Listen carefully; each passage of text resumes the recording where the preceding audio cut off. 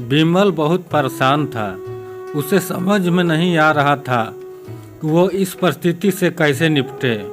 वे अपनी माँ को बहुत चाहता था, किंतु उसकी पत्नी और बच्चे उसकी माँ से बहुत दूर भागते थे, क्योंकि उसकी माँ की एक आँख नहीं थी, साथ ही उसकी कमर भी 90 अंश पर झुकी थी।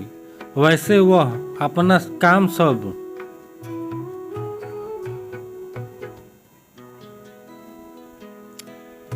खुद कर लेती है, किंतु फिर भी वो उसकी पत्नी और बच्चे के लिए हमेशा खटकती है।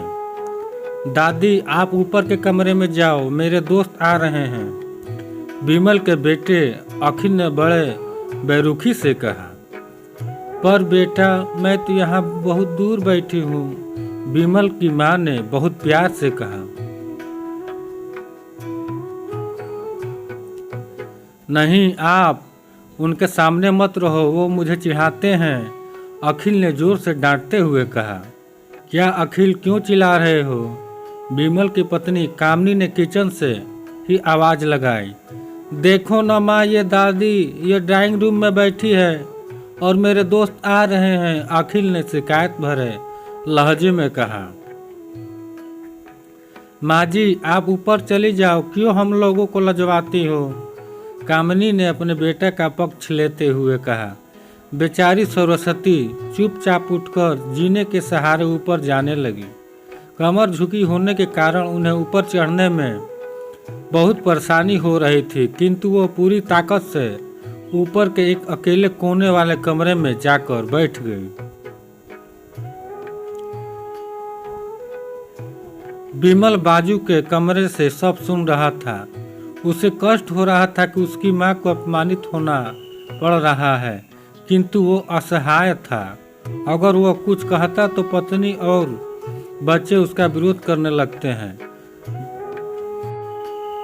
दूसरे उनके तर्क भी सही लगते हैं, चूंकि वह एक प्रशासनिक अधिकारी था, सामाजिक स्तर बहुत ऊंचा था, उसकी ससुराल भी एक उच्च घराने में थी, अतः वह चुपचाप इस तरह हर दिन अपनी माँ को अपमानित होते देखता रहता था।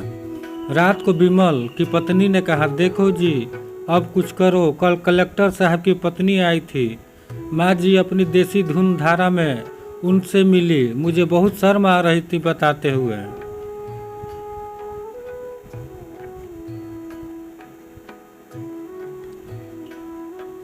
कि ये मेरी सास है, मैंने कह दिया कि दूर की रिश्तेदार है, इलाज कराने आई है। विमल को रोना आ गया, किंतु फिर भी वह चुप रहा। उसे समझ में नहीं आ रहा था कि वो क्या करे। अपने बेटे की मन स्थिति को सरस्वती अच्छी तरह से जानती थी और बेटे को कोई कष्ट न हो, इसलिए वो हर बात को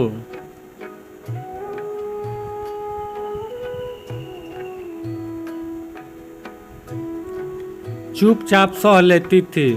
विमल बहुत उदास रहने लगा। एक तरफ परिवार और सामाजिक स्तर पर जीने की प्रतिबद्धता थी, तो दूसरी ओर माँ। आखिर माँ से अपने बेटे की यह हालत नहीं देखी गई। एक दिन उसने अपने बेटे से कहा, विमल, बहुत दिन हो गए, मैं गांव जाना चाहती हूँ, मुझे वहाँ पहुँचा दो, मेरा वहाँ मन नहीं लग रहा है।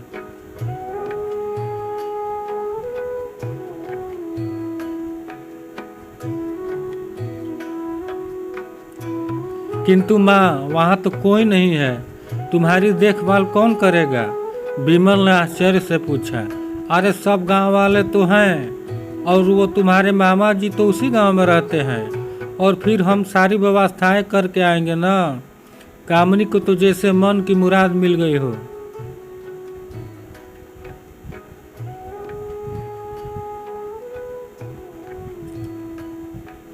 बेटा, बहू सही कह रही है, सरस्वती लंबी सांस लेते हुए कहा। विमला जानती थी कि गांव में माँ की देखभाल करने वाला कोई नहीं है, लेकिन अपनी पत्नी के जिद के कारण वो अपनी माँ को गांव छोड़ने पर विवश हो गया।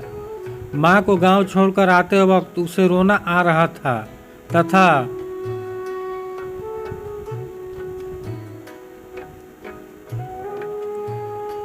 अपनी बेबसी पर गुस्सा भी आ रहा था, किंतु परिवार, पत्नी और समाज ने उसके अनेक मनोभावों को दबा दिया और सुकून सा महसूस करने लगा। कुछ दिनों बाद उसके चाचा जो अमेरिका में रहते थे आने वाले थे। जब विमल बहुत छोटा था उसके पिता जीवित थे।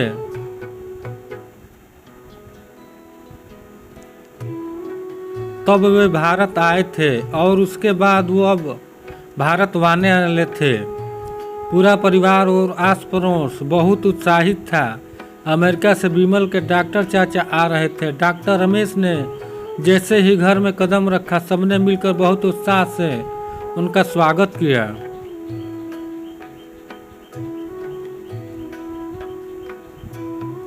क्यों विमल, भाभी नहीं दिख रही, कहाँ है? डॉक्टर रमेश ने उत्सुकतापूर्वक पूछा। जी वो गांव में रहती है, यहाँ उनका मन नहीं लगा, कामनी ने सपाट लहजे में उत्तर दिया। डॉक्टर रमेश विमल की ओर देखा तो विमल ने अपनी आंखें झुका ली।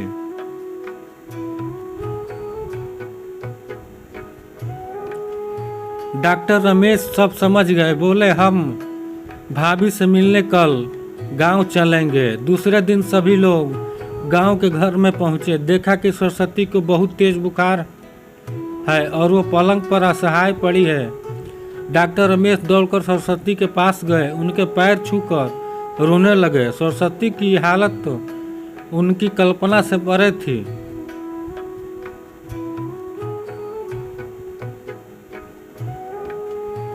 वाह बेटा विमल, तूने तो कमाल कर दिया। अपनी माँ की ये हालत देखकर तुझे शर्म भी नहीं आ रही है? डॉक्टर रमेश ने विमल को लगभग डांटते हुए कहा। नहीं देवर जी, विमल का कोई दोष नहीं है, मैं खुद गांव आई थी। सरस्वती ने अपने बेटे का बचाव किया।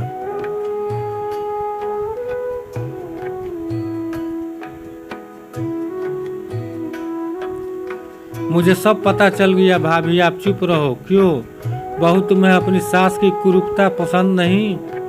समाज में तुम्हें नीचा दिखाना पड़ता है? डॉक्टर रमेश ने कामनी की ओर व्यंग से देखा। कामनी निरुत्तर होकर विमल को देखने लगे। आज तुम जिस सामाजिक स्तर पर हो वो इन्हीं के संघर्षों की देन है।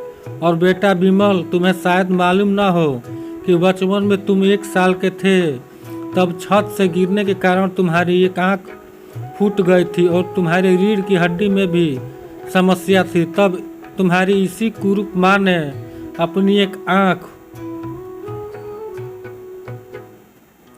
और अपना बोम तुम्हें देकर इतना सुंदर स्वरूप दिया था। कामनी बेटा, इतने सालों तक संघर्ष करके बेटे को प्रशासनिक अधिकारी बनाने वाली इस संघर्षशील औरत की तुम लोगों ने यह दशा कर दी। तुम्हें ईश्वर कभी माफ नहीं करेगा। डॉक्टर रमेश की आंखों से अश्रु जलधारा बह रही थी।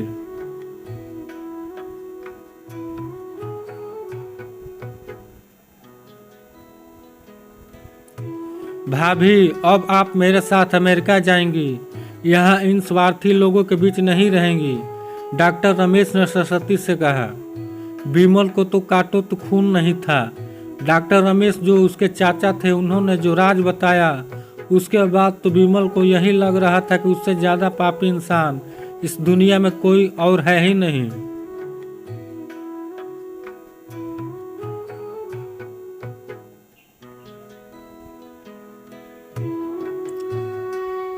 वह दौड़ता गया और माँ सरस्वती के कदमों में लिपट गया।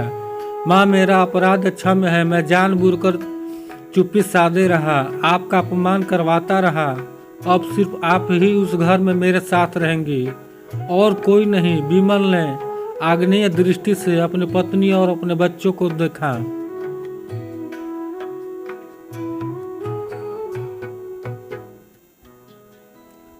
कामनी को भी बहुत पश्चाताप हो रहा था, किंतु उसकी हिम्मत नहीं हो रही थी कि वो सरस्वती से आंख मिलाए।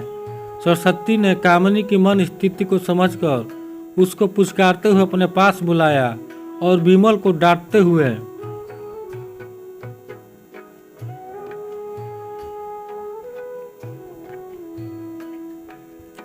कहा, खबरदार, जो मेरी बहू को मुझसे अलग करने की कोशिश की तो तुझे घर से ही बाहर निकाल दूंगी।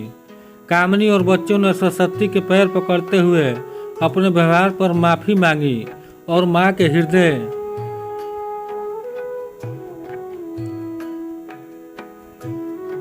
हृदय ने सबको माफ कर दिया। दोस्तों, कहानी अगर अच्छी लगी तो लाइक कीजिए, सब्सक्राइब कीजिए और शेयर कीजिए। Thank you so much.